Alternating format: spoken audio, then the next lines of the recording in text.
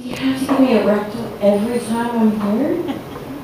And he says to me, Kim, every doctor has their area of specialty, area of expertise, places they can poke and prod. And so I sat there and I'm like, but you're my dentist. I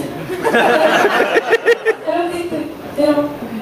So, anyways, by show of hands here, guys, I'd like to just see for a moment who lies to the dentist when asked the question, do you floss your teeth regularly?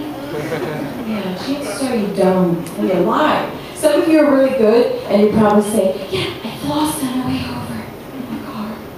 Yeah, you know what the problem is? Flossing is so boring. It's so boring. You know what would be cool though, and I think I might invent it? If you take the dental floss and you soak it in a tub of margarita or mudslide, lots of alcohol, and then you put it in a little container, and everybody be flossing then.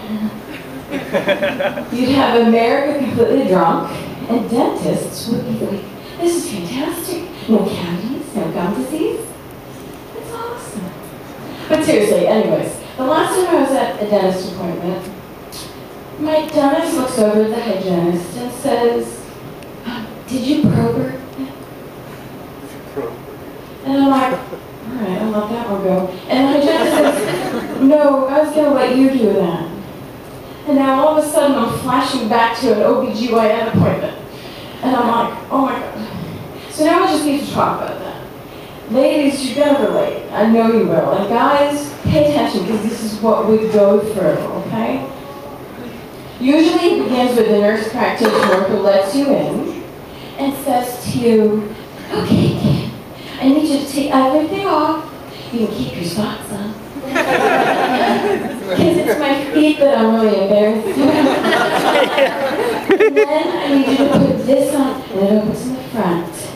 Typically, this is made out of a thick paper towel that you can usually wipe your rear end with after the appointment. I know you've all done it, ladies. And if you're really lucky, it's a cloth Johnny, like you'd be at the hospital. And they have ties. And so now you're like, oh, yes.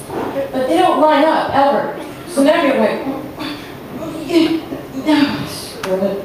So then you hop on the table, and at this point you're on the table with the deli wrap. You know what I mean? Like a big slab of, I don't know, I maybe. But anyways, so now at this point your feet are dangling. Because who's going to put your feet in the stirrups ahead of time? Nobody.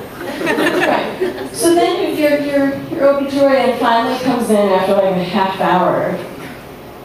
And then it's like, she falls in love all over again. She's like, Kim, how are you? How's your year been? Do you still have 2 cats? Are you so pathetically single? Yeah? How's your red bag? And now at this moment, it's as if she's directing an airplane to land. She's on the other side of you going like this. Could you just scoot your bottom a little? Could you, right here? And I'm like, I'm almost falling. Okay. And then she says the word that doesn't fit in this type of an environment.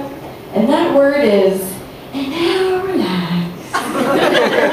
Who can relax? That's spread open unless you're Paris Hilton. I don't know, that's just bad to say. And it doesn't stop there. Now she's talking to you, getting a little bit more personal. And so she's doing her job. She's doing things like this, and she's like, so how's your mom?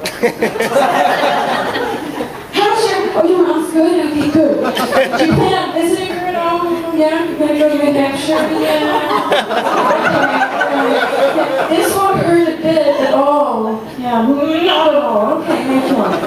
And finally, I just have to say, can you just be quiet? Because it's been a while for me, and I just want to enjoy a little bit of this.